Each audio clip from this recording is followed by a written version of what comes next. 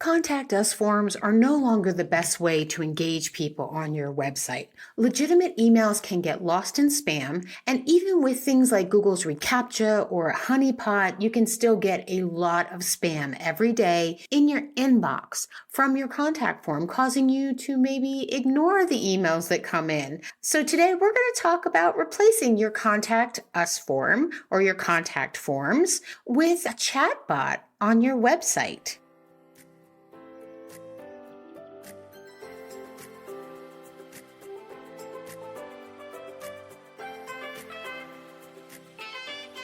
Inkyma's Marketing Strategies is a podcast for small business owners hosted by Audrey Kirchner, co-founder and chief marketing strategist at Inkyma, helping you navigate the world of marketing so that you can market your business in the right way, see growth, and thrive regardless of the industry you're in.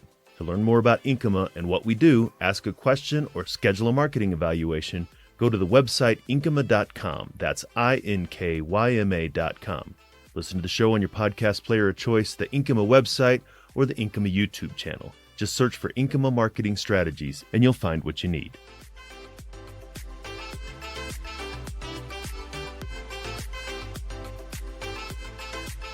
Okay, so before we get into the meat of the content, a couple of housekeeping things. If you go to the show notes on our website at inkyma.com, that's INKYMA.com, click on the show, there's going to be a rough transcript of this episode. And rough meaning you're going to see the ums, the ahs, maybe some missing words, but you're going to get the basic gist. So it's a really good reference if you've listened to this and you want to go back and remember a specific point. There is also a bunch of links in there for things that I'm going to talk about today. Product links, links to past episodes, all kinds of other good things. And one of the links that you're going to find is we have a new blog. We have an unbranded blog called Marketing Masterminds, and we just launched it basically within the last 30 days of recording this episode. And I'm really excited because Inkyma, we're a marketing agency and we like to sell our services. But this new blog, Marketing Masterminds, is dedicated to education only. We're doing blog articles, we're doing videos, we're going to be putting trainings up, all on how to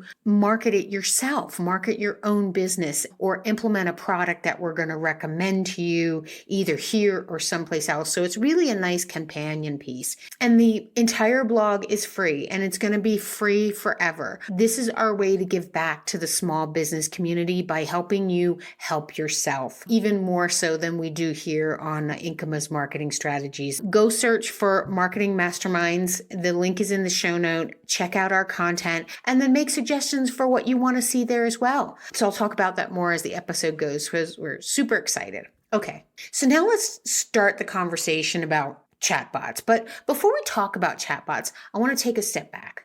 Good website best practices, like what goes on a website to make it really good and useful for the person that's coming there, best practices, is that you always have to have a way for people to contact you. They're going to have questions, they're going to have comments, but most importantly, hopefully what they're going to want to do is sign up to become a customer or be a repeat customer, come back and buy more. So way back in the day of web design, this all started with just putting your telephone number and your email address on the website and asking people to reach out to you. But spammers ruined it for all of us with just those two really simple things, right? Because now we get a plethora of spam calls and spam emails, which are not fun. And so here is my public service announcement for the day for you is do not ever put your email address on your website as a link. Use a contact form as your last resort, because once they scrape it and they get the email address, you're done. You can't ever get it back from them. At least add a layer of protection with some type of a form so that they have to fill it out and push to you, and then you can decide to ignore it if they're trying to sell you something or send you offers in languages that you can't read, which are oh so helpful. So originally, contact forms were created for that purpose because of the spamming. The person would fill out the form and send it off, and you would get it and you would interact with them. And the nice thing about a contact form is that you could get additional information before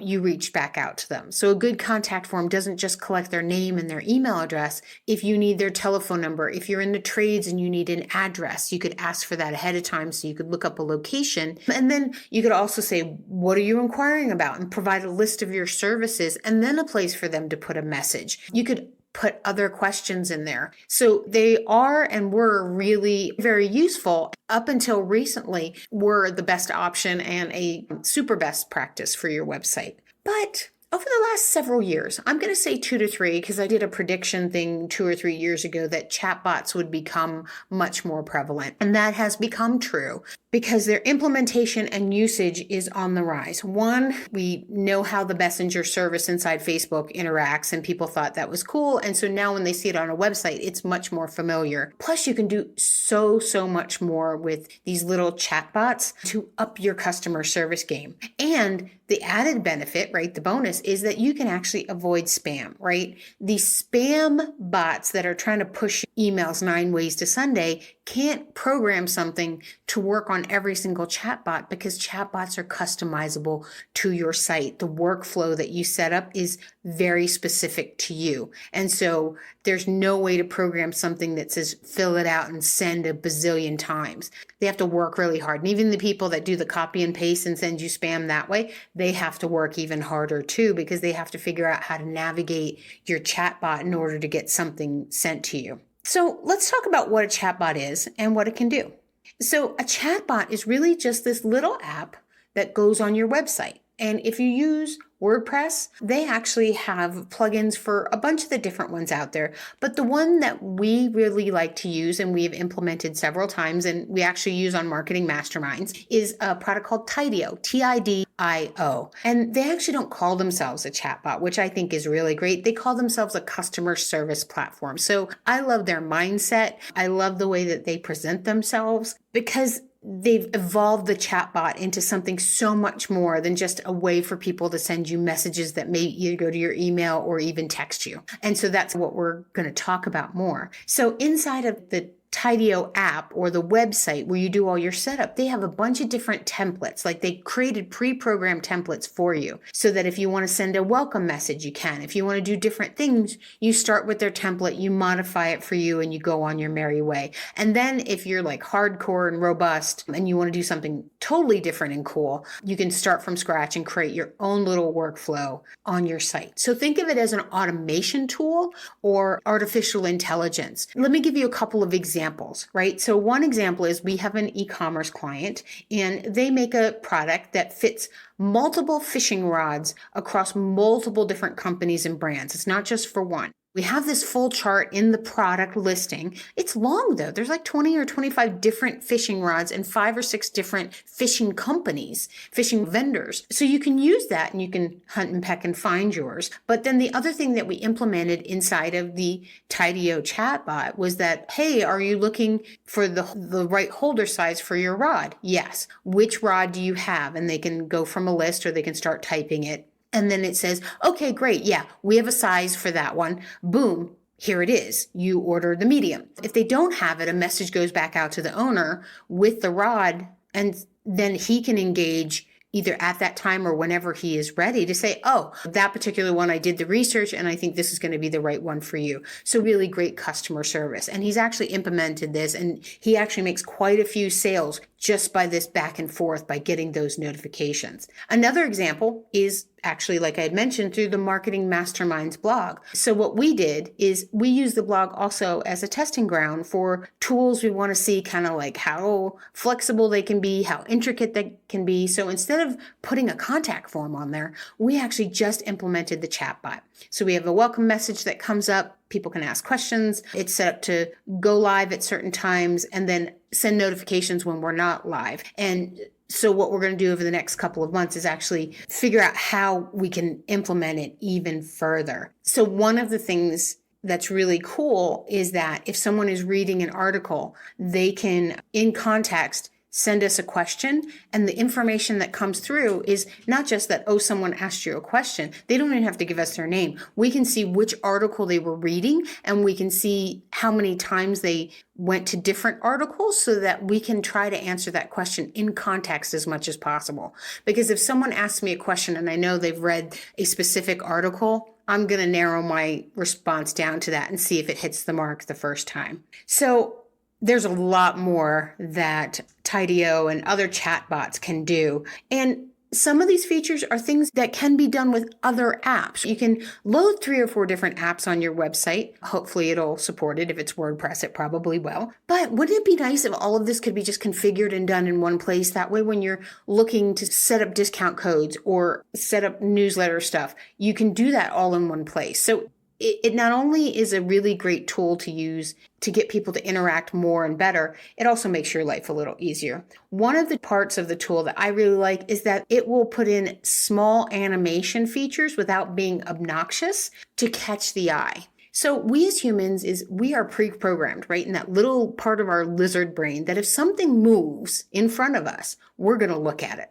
Think about it. Test it, try it. Have something on a screen that's moving like a video. Try not to look at it. Try not to watch it. It is extremely difficult to do. And that's what's great about this is because it's not in your face. It's not going to pop up right in the middle of their view and annoy them. It's just going to be a little thing that's going to niggle in the corner. You look at, you decide if you're going to interact with it, and then you continue to move on. And you don't have to push it back down or do anything different with it. And so that's really important. Okay, so this next section, I am tongue-in-cheek labeling it as things you can do with a chatbot that you can't do with a contact form. In reality, a bunch of these as part of this service-based platform were never meant for a contact form, but that's what I'm calling it. So in general, chatbots are proactive tools. They have AI in them. You create workflows. You can customize them. Where contact forms are reactive. They're just sitting there waiting for somebody to fill them out and not doing anything else for you. So I like getting tools that really give you the best bang for your buck and do the most it can for you. So one of the features that I really like is that if someone is on your website, and you may not be live at the time, you may be, but you get a notification that there's someone on the site. And they may not reach out via the chatbot. You can actually start the interaction by knowing someone is on the site, which is really cool. And you know where they are on the site. So you could say, hey, thanks for coming to the site. I know you're looking at this particular article. Do you have any questions? Can I help you with anything? It's like that person that walks up to you in the store and says, oh, we have that blouse in this color too. So think of it from that perspective. Obviously, contact forms can't do that. You can have your chatbot come up as like your little Walmart greeter where they greet everybody when they first come to the site, say hi, and then you can prompt them with something that is most relevant to you and your site. It may not just be, hey, let us know if you have a question, but, oh, we're offering this discount right now. Oh, this particular thing is on sale. Or it could be something like 99% of our people come to the site for this, so let me just offer it to you right now. So in the example earlier with the fishing, the main message is if you're looking for a holder for your fishing rod, what fishing rod do you have? Let us help you find the right size right now. And even if they don't know what that is, they're going to be intrigued. They've come for fishing gear. Another thing is you can actually have within the prompts scheduled a time to meet.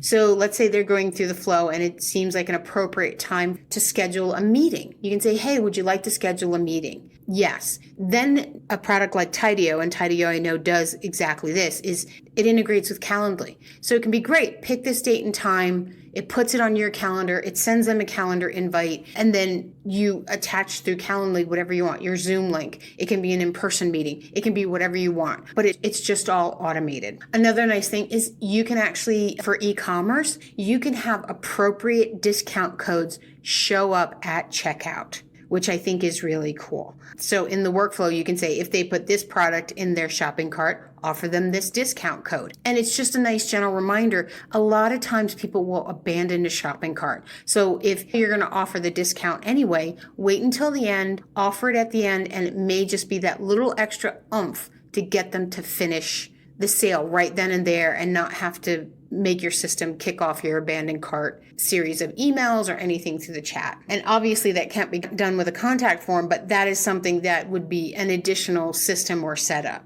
And then, so I mentioned you can schedule when you're going to be live. You can even put a message on there. We're live during these times of the day if you want to talk to someone live at those times, or you can leave us a message and we'll get back to you during those times. Or you can talk to our friendly automated bot. And I do recommend that you don't try to spoof people into thinking that the automated bot is actually a live person, because, we're all pretty smart and none of us mind talking to a bot if it's helpful. At least I don't. If I know I'm talking to a bot, I know its limitations. Know the limitations of your bot too. Always ask things like, was this information helpful? If not, you might need to talk to a real human. Do you want someone to contact you? Do you want to schedule a phone call with us? Do you want to give us your email address and we'll get back to you? Take it to the next level and prompt that next level of interaction if they can't find what they're looking for with just the bot. Tidy also has cool features like you can do a spinning wheel for interactive surveys, or like coupons, like spin the wheel to get a coupon, like something they can play with, something that's fun. And so if your brand and what you're selling has an element of fun to it that you want to start off right away with, it might be a good thing to do, especially if they hit a certain page. They can go there. I did mention the call scheduling feature, but it doesn't have to be at the end. It can be something that is prompted like, hey, this content that you're looking at is really good for this, that, and the other. Would you like to schedule a call to have someone call you back at a specific date and time to talk about it? Could be good for real estate agents where someone's looking at a listing. It's, do you really like this listing? Do you want us to call you so we can schedule a time for you to go see it? Just little things like that. And obviously contact forms aren't going to do these things. One thing that I'm going to be playing with over the next 30 days is personalizing messaging for first-time visitors versus repeat visitors. I think it's really cool that you can acknowledge when someone has come back to your site. And so for marketing masterminds, I want to put something like, welcome back. We hope that you enjoyed your content the first time. Can we recommend content to you in one of these categories for your return visit? And they can click on content marketing and we can say, great, we just implemented XYZ, go take a look at it. And so we're going to be playing with that a little bit. So if you want to know the results of that, I'm recording this now, we haven't played with it yet, I would suggest signing up for our Marketing Masterminds newsletter, because in the newsletter, we're going to share the articles, we're going to share the videos and everything. When it's appropriate, we're going to actually share our test results on what happened when we tested something so that you can see it. So if you listen to this and then a month from now, you get the newsletter that says, hey, guess what? Here's how this implementation went. And we're going to show you the good, the bad, and the ugly, because it's never perfect the first time. We usually tweak things, and then over the course of 6 months to a year, realistically, when we're implementing something new, we get it tweaked to where it's really spot on.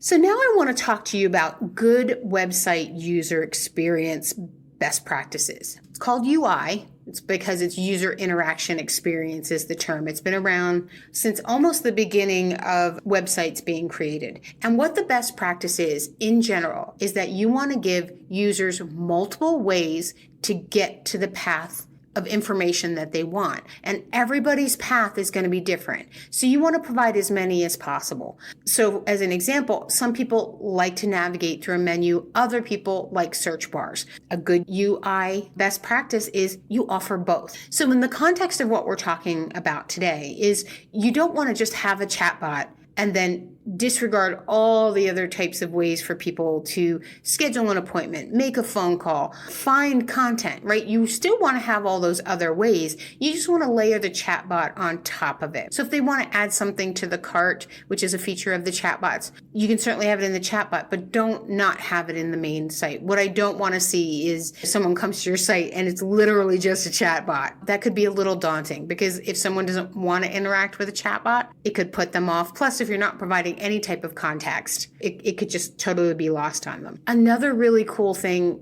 to not forget about with this customer service feature is not just for lead generation. It's also a really effective tool for you to increase revenue with existing customers. So if you listen to episodes 30 and 31, which is a 2-part series that I did where you can get more revenue from existing customers through segmentation strategies, that talks about email. But the dollar amounts that you can get by layering these types of things on, by providing a better user experience, the numbers are staggering. So go listen to those, look at the show notes, all the stats are in there. So yeah, you're still going to do the email segmentation. You're still going to do the social media. You're still going to have buttons on your website and that kind of thing. But think of layering the chatbot on top of that. If you're building a brand new site from scratch and you kind of want to be out there and see if something's going to work, then you can consider not having a contact form at all. Avoid the spam, but implementing the chatbot, but do the other things. Still have your buttons, still have a separate newsletter sign up form, but give them the ability to sign up in context inside of your chatbot as well. So hopefully at the very least, I have you intrigued about chatbots. Hopefully you're excited and you're like, I want to try this. So now let's talk about taking some action so you can use this knowledge that you just learned. Step one is if you have a WordPress site or a Shopify site, go to the show notes and click on the Tidio link so that you can sign up for the app. I know for a fact it works on both of those and we've implemented them. And implementation of all this is really easy because once you connect it to your site, you use their main website to configure everything. But if you're using something else like a Wix or a Square, I'm not sure if they integrate, you'll have to go and check. Number two is get some training. Right? On the app, so you know kind of how it works. Tidio has some great stuff. There's stuff out there by other people. If you reach out to us and say, we want you to create a training video for us, I would be more than happy to. I will bump that up on the content creation scale for you and then put that out and link back to it as well. And then number three, once you have everything set up and secure, make sure you download the app for all your devices, your phone, your tablet. Make sure it's active on your desktop because the app is really good on the phone at interacting and knowing if you have someone to interact with, what people have done, looking at different things. And I like to be able to interact with people on the go if I have a moment in between other things. And what's really nice is when it comes up as a notification on my phone inside the Tidio app, I'm more likely to respond to it because I know it's not going to be spam. I'm so excited about that. All right. So here are my final thoughts for you on this subject. Only use this tactic on your website if you're comfortable with the technology. If you've gotten through this, or maybe you just read the headline and skipped to the end and said, wow, this is really making me nervous. I can barely keep up with my email, or I struggle with just even using email technology, then this may not be the right time or the right thing for you to use. What I want you to know is that using a contact form, using just your telephone number, using the traditional website outreaches are still perfectly acceptable, and that it's not going to break your business if you don't implement a chatbot. So use what you're comfortable with, because that way you know you're going to follow up on the leads. The worst thing that you could do is collect leads, collect requests and questions and not follow up on them. That's the thing that you don't want to do.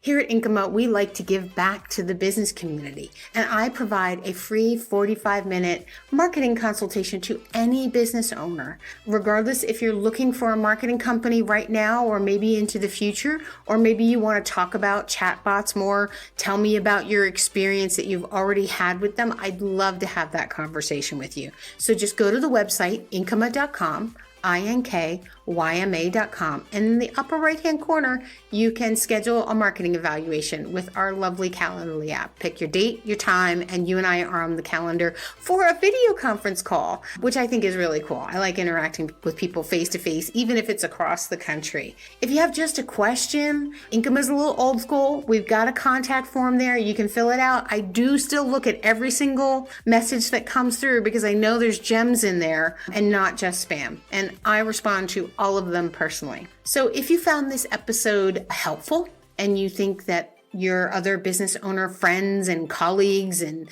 networking partners would also find it helpful, please share it. Our goal here with Inkyma's marketing strategy is to help all businesses grow and thrive across the entire country. So thanks for listening and have an amazing day.